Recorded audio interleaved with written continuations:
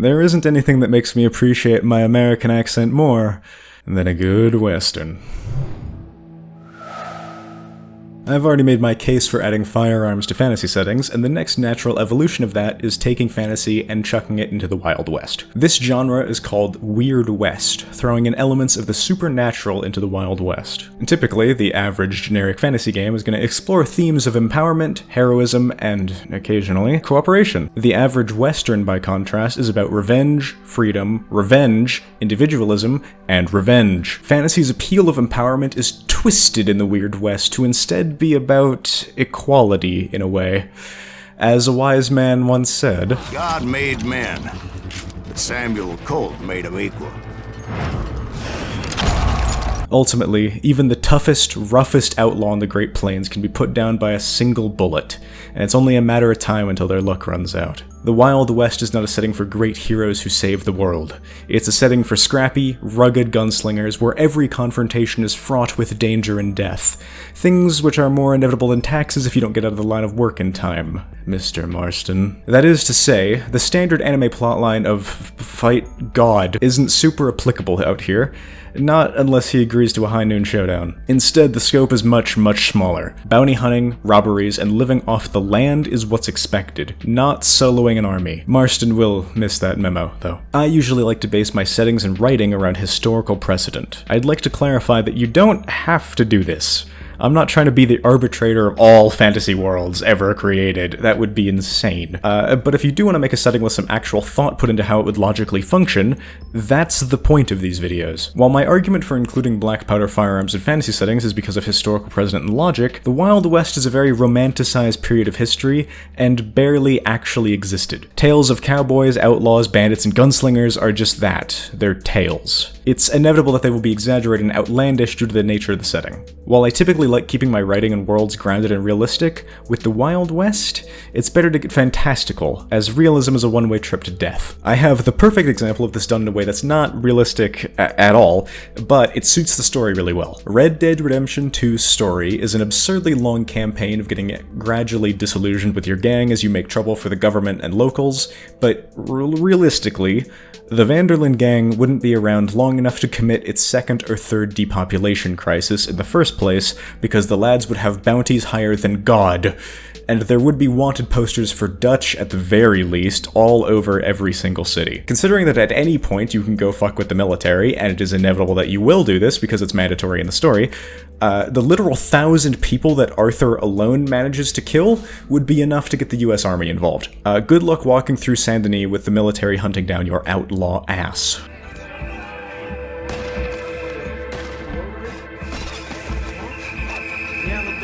So a fully realistic outlaw tale is kind of inherently off the table for a long-form campaign, unless you want to find yourself playing The Last Stand against the US Army and bounty hunters half a dozen sessions in. If your game has a focus on realism, it's safe to say that you're not gonna get out of that. It could be fun for a short-form campaign, though. Allow me to present some story concepts to be used in the Weird West. A settler, or group of settlers, heading out into the West, into the unknown and coming across bizarre things on the way, and where they want to colonize. This can be unnatural phenomena, an undead settlement, or simply just horrific beasts. You might even come across something like crystals that creates a rush of new settlers, like a fantasy gold rush. How about covering the travels of a gang of undead outlaws, risen from the dead to take revenge on the people who put them under? In a gang of outlaws, there's plenty of people to hate and commit crimes against who you can feel justified doing so against. The main one is, the government.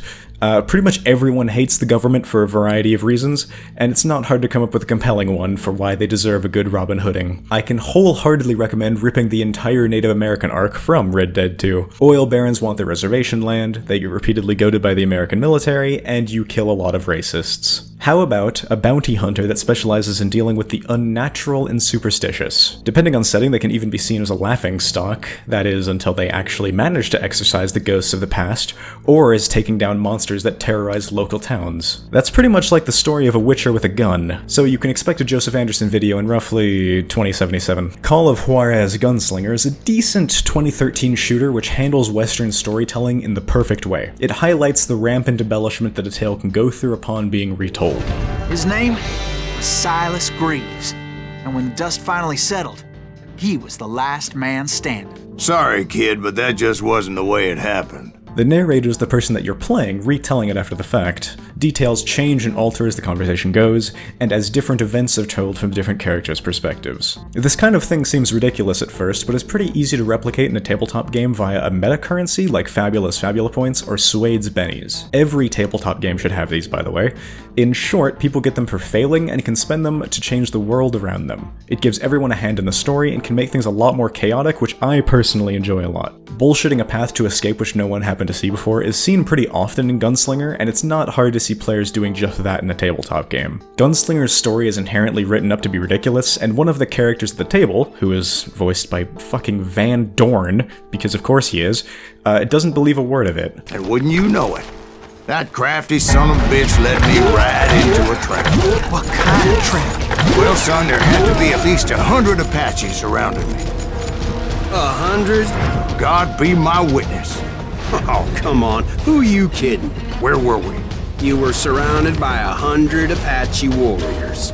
Well, I didn't take the time to count them exactly, but there were a lot of them. This element is really important. People shouldn't accept legendary tall tales at face value.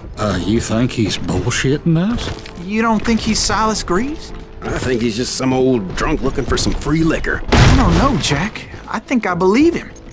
You don't think he met Jesse James? Oh, you gotta be kidding me. That story makes no sense at all. Jack. I mean, you gotta be 2 bricks short of a load to believe that cock and bull story. I don't agree. Jack, lay off the But bar. you seriously think that tired old man went toe-to-toe with Jesse James? Running into someone who recognizes you but doesn't believe you're anything important can be an incredibly satisfying encounter when you put them in their place. I think Call of Juarez's storytelling teaches some very valuable lessons. Don't be too serious, don't be afraid to embellish like a Roman historian, and try to remember why you're there. The cool gunslingers and the cowboys, not pointless background details. I'm painting a picture here. There was this beautiful waterfall and a crystal clear stream that led to a verdant valley that was truly... Consider your picture painted. What happened next? Thankfully, fantasy pretty inherently lends itself to stories which can be considered more myth than record. Trying to make a Weird West setting realistic is sort of a foregone conclusion by the onset, as magic would very well uproot these kind of societies. There wouldn't be a boomtown panning for gold when wizards are capable of raising the earth. Suede has this subdomain called Deadlands that definitively puts the game into a Weird West setting. The book is kinda crap, and mostly a setting lore dump, but I do like some aspects that are highlighted in it. Dead people are creepy. This can vary depending on setting, but in general, if someone sees a skeleton or a decaying corpse walking around, they're gonna be creeped the hell out. Someone who has met death and come back is a very understandable target for suspicion. After all, you don't know what they had to do to get the devil to give them another chance. The worst nightmare mechanic. Deadlands asks each player to write down their greatest fear, which can come up in play. It doesn't even have any strict gameplay mechanics tied to it, it's purely for flavor. This kind of thing is great when making characters. Knowing what a character wants and what they fear not only makes them much easier to build around for the DM, but it also makes them feel much more like a dynamic, real person. That's about it. I'm not a huge fan of this book, as, like I said, it is just a gigantic lore dump, and I get enough of those in my Discord. A remarkably large amount of its focus is on alternate reality dimension, which immediately made me personally lose interest. Spirit realms and alternate realities tend to be a bit up their own ass, in my experience, and I'll always prefer to be stuck in a normal, boring dimension where things make logical sense. I get that things not making sense is the appeal, but this has always come off to me like the writer throwing their hands up and saying, it happens 'cause I want it to. This is why I dislike open-ended or vague stories as well. Forcing the player or reader to do all the work themselves lore-wise isn't an amazing storytelling technique. It makes me feel like you didn't write an actual story and are trying to hide it. Lastly, I'd like to touch on lethality. Caring about your own legacy is a waste of time, but in both history and fiction it can be exceptionally memorable. A character will pretty universally be remembered more if they die heroically than if they live and retire. Look at all of the old, most famous gunslingers.